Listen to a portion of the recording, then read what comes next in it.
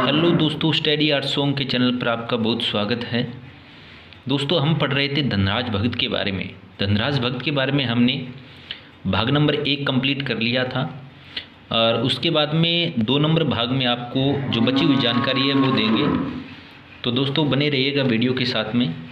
दोस्तों देखिएगा, एक नोट है धनराज भगत के बारे में कि भाई धनराज भगत यथार्थवादी तकनीकी पर मूर्तियाँ बनाते थे और ये मूर्तियाँ सत्यम शिवम सुंदरम को लेकर चली। इसके बारे में प्रश्न भी आता है कि किस कलाकार की मूर्तियाँ सत्यम शिवम सुंदरम को लेकर चली, तो धनराज भगत की ये मूर्तियाँ। तो दोबारा से देखते हैं, धनराज भगत यथार्थवादी तकनीकी पर मूर्तियाँ गढ़ी जो सत्यम शिवम सुंदरम को लेकर चली।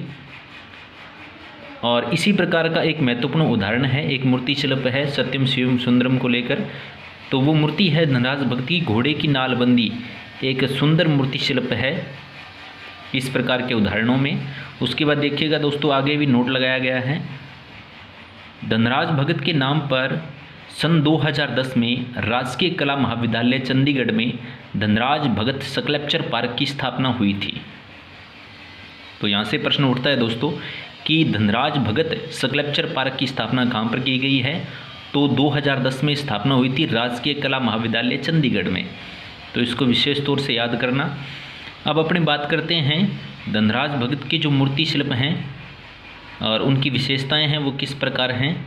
तो देखिएगा, 2 मूर्ति शिल्प हमने लिए हैं जो महत्वपूर्ण हैं और इनके बारे में विशेषताओं के साथ इनको पूछा जाता है।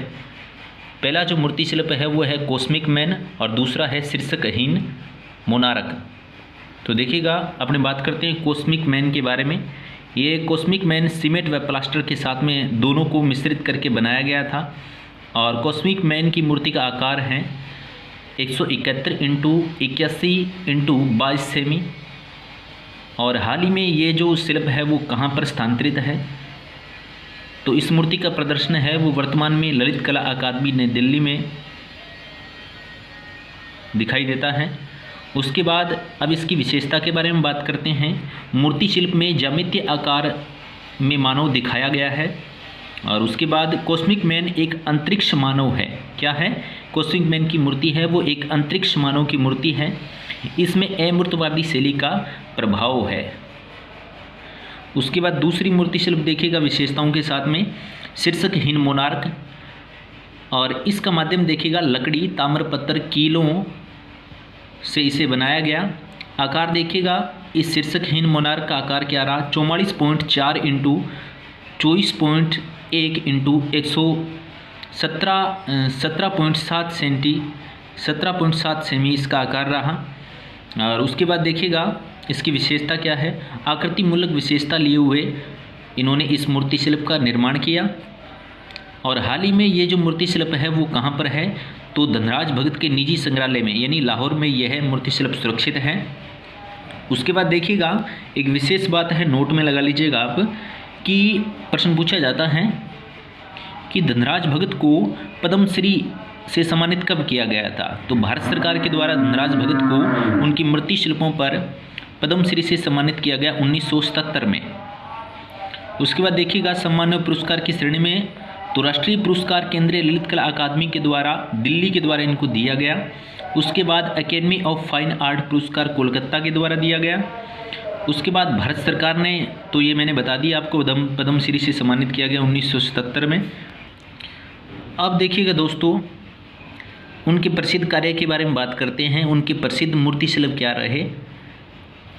तो दोस्तों, धनराज भगत की मूर्ति शिल्प के बारे में सर्वाधिक प्रश्नों में पूछा जाता है कि धनराज भगत की मूर्ति शिल्प कौन कौन से हैं या कौन सा धनराज भगत का मूर्ति शिल्प है। तो प्रमुख मूर्ति शिल्पों में आप नोट लगा लीजिएगा। अब पहला जो मूर्ति शिल्प है उनका वो है घोड़े की नालबंदी, प्रस्तर मूर्ति है यानी पत्थर के द्वारा इसे बनाया गया, इसका माध्यम पत्थर हो जाएगा। उसके बाद दूसरी इनकी मूर्ति है शिवा डांसिंग, प्लास्टर मूर्ति है, प्लास्टर के अंतर्गत बनाएगी, इसका माध्यम प्लास्टर हो जाएगा। उसके बाद तीसरी इनकी मूर्ति है सितार वादक, ये सीमेंट की मूर्ति बनाई गई। उसके बाद बांसुरी वादक, वेल्डेड कॉपर के साथ इसे बनाया गया।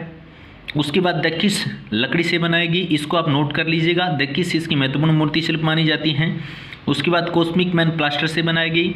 The king would and bronze के साथ इसे बनाया गया। उसके बाद सांड की मूर्ति, यह लकड़ी के द्वारा बनाई गई, इसका माध्यम लकड़ी हो जाएगा। और यह मूर्ति NVS 3/10/2019 की जो परीक्षा हुई थी उसमें पूछा गया था सांड वाली मूर्ति के बारे में कि इसका माध्यम क्या है, तो इसका माध्यम लकड़ी हो जाएगा। तो आप नोट में रखिएगा, एक तो घोड़े की नालबंदी जो मूर्ति शिल्प है वो पत्थर में बनाया गया। उसके बाद दूसरा शिवा डांसिंग प्लास्टर में बनाया गया। और उसके बाद सितार वादक पे भी आप नोट लगा लीजिएगा। और किस पर भी आप नोट लगाइएगा, लकड़ी के साथ इसे बनाया गया। और एक आप नोट लगा लीजिएगा सांड पर, सांड की जो मूर्ति है वो लकड़ी माध्यम में इसे बनाया गया। तो धन्यवाद दोस्तों वीडियो देखने के लिए।